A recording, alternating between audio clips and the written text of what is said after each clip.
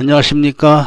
2018년 12월 31일 월요일입니다. 그리고 올해 마지막 날이기도 합니다.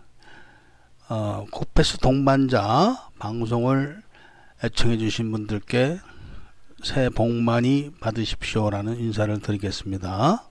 그리고 마지막 날을 보내는 의미에서 행복한 가정, 행복한 인생 디렉토리 내에서 필리핀 국제결혼 이야기를 해드리도록 하겠습니다.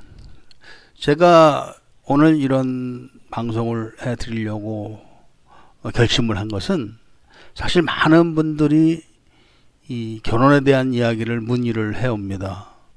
물론 그런 분들은 거의 대부분이 결혼을 포기하고 혼자서 사시던 분들입니다. 그러면서도 그런 분들은 많은 여행을 하시거나 또는 많은 여자들을 만나고 계신 분들입니다. 그러니까 아무리 혼자서 산다고 해도 세상과 단절을 하고 혼자서 사는 것은 아닙니다. 그리고 또 혼자서 산다고 해도 여자를 멀리하고 그런 것도 아닙니다. 이런 삶을 살고 계시는 분들이 아주 많습니다. 그러니까 혼자서 사시면서 상습적으로 성매매를 하시거나 정기적으로 성매매를 하시면서 그 성매매 여성들을 가까이 하면서 여성에 대한 여러 가지 그런 감정들을 해소하는 겁니다. 그러니까 이렇게 사시는 분들이 과연 그런 삶이 옳은가 하는 회의를 많이 갖고 계시다고 합니다. 사실은 회의를 갖는 정도가 아니라 그렇게 사는 것도 인간이 경제적인 활동을 하는 그런 의미와 다름이 아닙니다. 그러니까 정상적인 여자와 결혼을 해서 자기가 급여를 받아다 부인에게 맡기고 부인이 그 돈으로 가정생활을 영위해 나가고 하는 것과 또 자신이 돈을 가지고 정기적으로 성매매 여성을 찾아서 자신의 감정과 이 남성으로서의 그 섹스 욕망을 해소하는 것과 돈을 들이는 것은 결국 마찬가지입니다. 그러나 성매매 여성을 통해서 섹스에 대한 욕망을 해소하고 그런 감정을 해소하는 것 자체는 의미가 없는 것입니다. 그냥 돈을 버리는 것에 불과합니다. 그리고 지금은 모르겠지만 옛날에는 많은 분들이 이 성매매를 하고 나서 많은 후회를 했다고 합니다. 다시는 내가 안 한다. 그러면서도 다시 또 찾아가는 게 성매매라고 합니다. 그러니까 지금도 그런지는 제가 잘 모르겠습니다. 저는 그 성매매를 하는 편이 아닙니다. 그래서 그런 감정들은 잘 모르지만 그 성매매를 하시는 분들이 아마 잘 모르시는 면들이 많아서 그럴 것입니다. 가령 한국에서 필리핀에 와가지고 채팅을 많이 하겠죠. 그 여자들하고. 아니면 이제 그냥 왔다가 업소에 가서 여자들을 만나고. 근데 그런 여자들은 그런 것이 생활입니다. 그러니까 일상생활이죠. 그러니까 남자를 만나고 아무 남자하고 돈만 주면은 그날 같이 자면서 그 남자와 섹스를 하고 이런 것이 일상적이기 때문에 누구가 돈을 주든 다 받습니다. 할아버지가 됐든 뭐 지 동생뻘 되는 남자가 줬든 그런 식으로 생활하는 여자들에게 그 남자로서 섹스에 대한 욕망을 해소할 수는 있지만 감정적인까지는 해소할 수가 없습니다. 그런데 그것도 여러 번 자주 하게 되면은 습관화가 됩니다. 습관화. 그래가지고 그런 습관이 몸에 배면은 자신이 이제 정상적인 사고방식을 갖는 그런 정상적인 사람에서 벗어나게 되는 것입니다. 이런 것이 아주 중요합니다. 그러니까 이미 자신이 결혼을 안 하고 혼자서 살지만 이미 사고방식은 정상적인 사람들 대열에서 떠나가야 한다는 거. 이것을 잘 인식해야 됩니다. 그런 전자하에서 제가 오늘 몇 가지 이야기를 해드리도록 하겠습니다. 제가 오늘 아침 일찍 전화를 받았습니다. 이제 그 전화를 하신 분은 동반자 웨딩 회원님이십니다. 근데 그분이 과거에 그 한국 사람들이 흔히 겪는 그런 과정처럼 결혼이 안 되다 보니까 그분은 큰 기업체의 그 사원입니다. 그럼에도 불구하고 결혼하기가 힘들어서 업체를 통해서 베트남 여자하고 결혼을 했다가 이제 이혼을 했죠. 그렇게 혼자서 지내다가 제 방송을 듣고 이제 그 시흥에 연락을 해가지고 결혼을 의뢰해서 하게 된 건데, 이분도 상당히 많은 결격사유가 있는 거죠. 이혼을 했다고 해서 그런 게 아니라 일단 여자에게 받은 상처 때문에 그 여자에 대한 일단 배척적인 그런 감정이 있는 겁니다. 그리고 업체들에 대한 이런 것들, 그러니까 그런 것이 이미 한꺼풀을 안고 하기 때문에 정상적인 여자들을 만나기 상당히 어렵습니다. 물론 나이는 안 많습니다, 이런 분들은. 그런데 이제 어떻게 해서 이제 그 좋은 여자를 만나서 상당 기간 교제를 했습니다. 그런데 문제는 이 필리핀의 보통 여자들을 한국 사람들은 잘 이해를 못합니다. 왜냐하면은 한국 사람들이 인터넷에 많이 적혀 있는 것처럼 흔하게 접할 수 있는 필리핀 여자들하고 겪은 그런 내용들이 아니기 때문에 그런 겁니다. 지금 한국 사람들이 필리핀에 정상적으로 유학을 와서 4년 대학을 마치고 했던 그런 사람들도 필리핀에서 한국 사람 신분으로, 유학생 신분으로 대학교를 마쳤는데, 그럼 여자들이 막 줄줄이 그 뒤를 따라야 될 거 아닙니까? 그러나 그렇지 않습니다.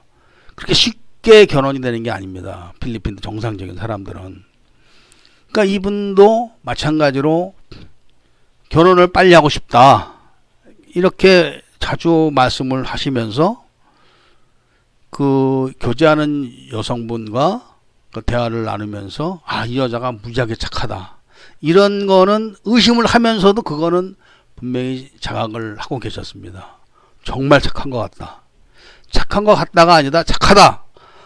너 같은 외국인 신분으로서는 만날 수 있는 여자가 아니다.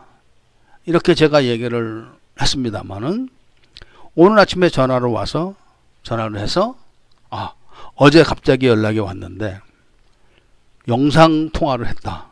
근데 영상 통화를 했는데 자기네 엄마 아버지를 소개시켜 주더라. 그래서 내가 필리핀을 가고 싶다, 이제 이런 말씀을 하십니다. 근데 왜 이런 이야기를 하느냐? 그것은 무슨 선전을 하고 자랑하려고 그러는 게 아니고, 이런 식으로 상당 기간 교제를 하고 이 남자에 대해서 많은 이야기를 나누고 또 서로 카톡 갖고 하는 거죠. 그랬음에도 마음의 문을 여는 게 빠르지가 않습니다. 물론 그 여자의 언니를 제가 잘 압니다. 언니를. 그 언니는 외국서 일을 하고 있어가지고 그 해외 물정에 밝은 여자입니다. 물론 그리고 이 여자도 직장을 다니는 여자입니다. 그런데 왜 이런 얘기를 하느냐? 이 필리핀 남자들도 필리핀 여자를 쉽게 말하면 꼬셔서 결혼하기가 쉽지가 않습니다. 왜 그러냐면은 필리핀이라는 나라 자체가 여자들이 우선권을 갖고 있고 존경을 받는 것 같지만 실제로 결혼을 하게 되면은 상당수가, 그러니까 가정교육이 제대로 안 된 사람들, 겉으로는 멀쩡해도 그런 사람들은 결혼을 해서 애를 낳으면은 다른 여자하고 바람을 핍니다. 근데 그런 거를 잘 알 수가 없는 거죠. 그래서 필리핀 여자들이 결혼을 하는 걸 굉장히 두려워합니다. 그렇기 때문에 상대를 잘 알고 상대방 가족과 가정을 잘 알고 그런 경우에도 상당히 오랫동안 남자들이 쫓아다닙니다. 여자를. 그 쫓아다니면서 구애를 하는 게 눈물겨울 정도입니다. 그래서 그런 이유로 필리핀 여자들을 빡기뽀시라고 필리핀 남자들이 하는 겁니다. 힘들다 이겁니다. 힘들다. 그렇게 필리핀 남자들도 정상적으로 결혼하는 그런 필리핀 남자들도 정상적인 필리핀 여자와 결혼하기가 쉬운 게 아닙니다. 그럼에도 불구하고 한국 분들이 결혼을 쉽게 생각해가지고 파국을 맞는 경우가 많은데, 한 번 정도는 어차피 결혼하는 거 아닙니까? 그럼 잘해야죠. 무조건 결혼만 한다고 장땡은 아니거든요. 이왕 하는 결혼이니까 잘해서 이 행복하게 살아야 되는 게 중요한 겁니다. 그런 의미로 제가 말씀을 드리는 겁니다. 그러니까 내가 먼저 정상적인 사람이 돼야지 정상적인 사람들의 심정과 감정을 읽어낼 수가 있는 겁니다. 그러니까 그렇지 못한 사람은 인연이 뻗대, 너 아니라도 여자 많아있냐나 뭐 이런 식으로 막 나오면은 정상적인 사람을 만나기가 어렵습니다. 그런 의미로 제가 오늘 정상적인 여자들에 대한 이야기를 하면서, 그러기 위해서는 남자들이 먼저 정상적인 사람이 되어야 된다. 그러려면은 성매매를 정기적으로 습관적으로 하는 사람들은 빨리 성매매를 끊어야 된다. 그리고 자기가 정상적인 사람들하고 다시 접촉을 시작을 해서 정상적인 사람들의 생활을 엿보고 그렇게 다시 동화가 돼가지고 자신도 결혼을 해서 자기 마누라, 자기 새끼를 돌보는, 자기 가족만을 돌보는 그런 소시민이 되어서 행복하게 살아야 되는 것입니다. 자식을 위해서, 부인을 위해서 등골 빠지게 일을 하면서 담배 한 대 꺼내물고 한숨을 쉬는 거, 이런 게 소시민인 겁니다. 그런 게 싫다고 해서 다 귀찮아. 응? 내가 월급 받아가지고 배낭 메고 미국 갔다 오고 유럽 갔다 오고 1,000만원짜리 자전거 타고 폼 잡으면서 팔도 돌아다니고 인터넷에다가 1,000만원짜리 자전거 뭐 리뷰 이런 거 올리고 자랑이나 하고, 그렇게 사는 게 행복한 게 아닙니다. 그런 생활을 10년을 해보십시오. 뭐가 남나. 그리고 성매매를 1000번을 해보십시오. 뭐가 남나. 제가 올린 그 블로그에 보면은 한 몇만 명의 여자와 성관계를 했던 일본 사람에 대한 이야기가 있습니다. 다 늙어서 꼬부라져 가지고 결국은 징역 갔습니다. 일본에서 선생을 했던 사람입니다. 무식한 사람이 아닙니다. 그렇기 때문에 그런 생활을 청산해야 된다는 겁니다. 남는 게 없습니다. 그런 생활을 하게 되면은. 그리고 그런 분들이 입버릇처럼 내뱉는 말이 있습니다. 그게 뭐냐면은, 아유, 죽으면 그만인데 뭘, 이렇게 이야기를 합니다. 자기가 세상을 알면 얼만큼 알고 우주를 알면 얼만큼 안다고 죽으면 그만이야 하고 이제 얘기를 합니다. 근데 실상은 그렇지가 않습니다. 왜 옛날 성현들이 자식들이 그 결혼을 하지 못하고 죽으면은 그게 원통해 가지고 뭐 안절부절을 못합니다. 그래서 사후에라도 결혼을 시킵니다. 그게 왜 그러냐? 그 다 이유가 있는 겁니다. 무식한 사람들이라 그런 게 아니라 이유가 있는 겁니다. 자, 간단하게 봅시다. 자, 죽으면 그만이야 했습니다. 그리고 자신의 부모님도 죽었습니다. 그러니까 봐, 우리 아버지도 죽었으니까 그만이지, 나도 죽으면 그만이야, 이렇게 생각을 합니다. 그런데 문제는 그게 아닙니다. 아버님도 죽었습니다. 죽어서 흙으로 돌아갔습니다. 그만인 것 같지만 이미 아버지는 나라는 존재를 세상에 남겨놨습니다. 나라는 존재가 이 생물학적으로, 그러니까 그 물질적으로 남아있는 게 중요한 것이 아니라 아버지까지 또 나까지 내려왔던 그 정신세계라는 게 있는 겁니다. 그 조상들이 대대로 그 진화를 해왔던 그런 정신세계들이 있는 건데, 그런 것들이 나는 이제 없어지는 겁니다. 내가 죽으면은 없어지는 거죠. 그러면 그 없어지는 게 뭐냐? 바로 원기, 옛날 사람들 원기라고 했습니다. 원기가 떠돈다. 이런 말을 합니다. 넋, 영혼, 이런 거죠. 옛날 사람들은 과학적인 지식이 없으니까 무슨 기억, 메모리 이런 얘기를 못 하는 겁니다. 모르니까. 아무리 세상 물정을 다 꿰뚫은 부처님도 부처님 시절 당시에는 글씨라는 게 없었습니다. 그러니까 기록이라는 게 존재하지가 않았죠. 기록이라는 자체가 오직 기억만 그 사람들은 인식을 했던 겁니다. 과학이 없었기 때문에. 그렇게 쭉 수억 년, 수천만 년을 이렇게 내려온 인류의 역사를 봤을 때 우리 인간이 보고 듣고 모든 것 감정적으로 만든 모든 행위들은 기록이 되는 겁니다. 기록. 그것을 우리는 기억이라고 합니다. 기억. 근데 그 기억이라는 건 어딘가는 저장이 되는 겁니다. 그 저장이 어딘가는 돼서 그것이 계속 이어져 내려오는 겁니다. 그것이 종자로, 그러니까 물질적으로 정자 안에 있는 종자로, 또 의식 속에 있는 종자식이라는 게 있습니다. 어디든 저장이 돼서 계속 내려가는데 내 대해서 끊어진다. 죽으면 그만이다.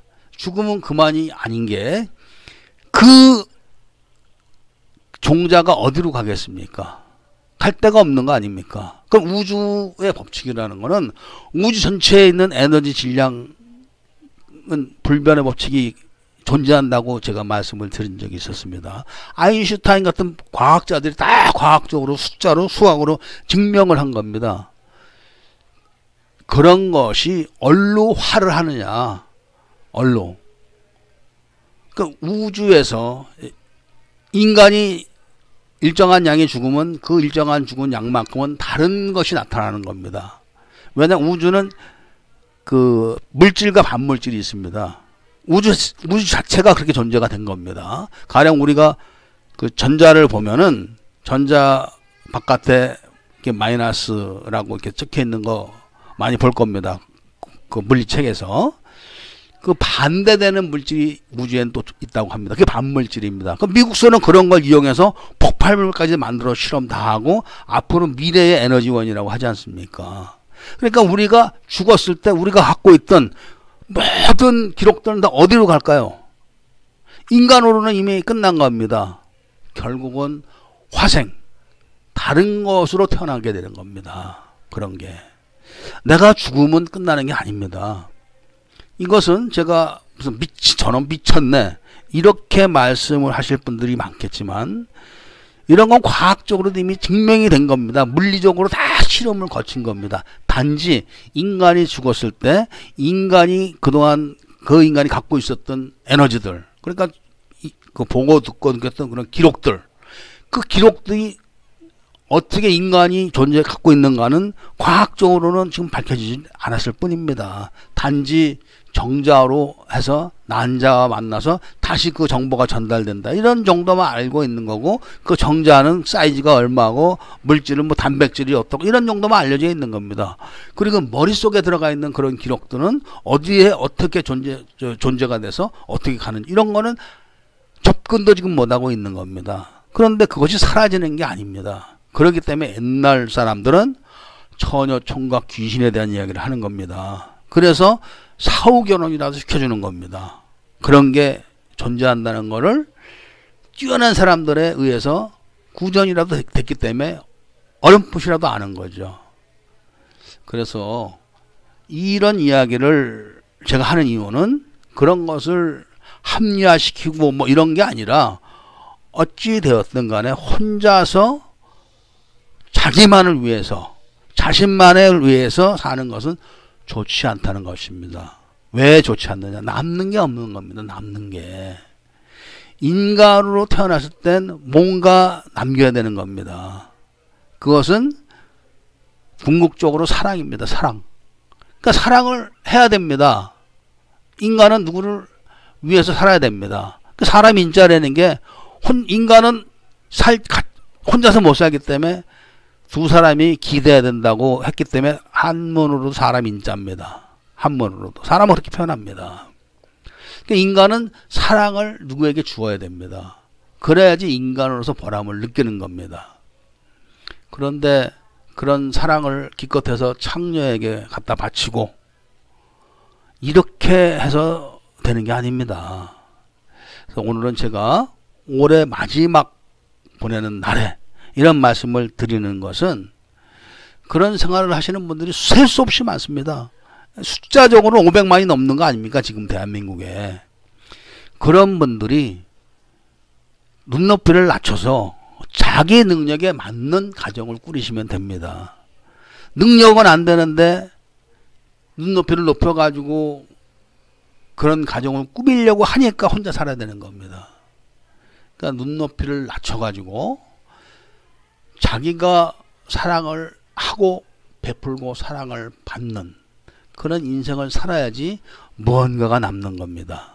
그래서 오늘은 제가 혼자서 사시는 분들이 내년에는 좋은 배우자를 만나서 행복한 가정을 꾸려서 행복하게 사시길 바라면서 이런 말씀을 드리는 것입니다. 아무쪼록 새해 복 많이 받으시고 내년에는 행복한 가정 속에서 행복하게 사시길 바랍니다. 감사합니다.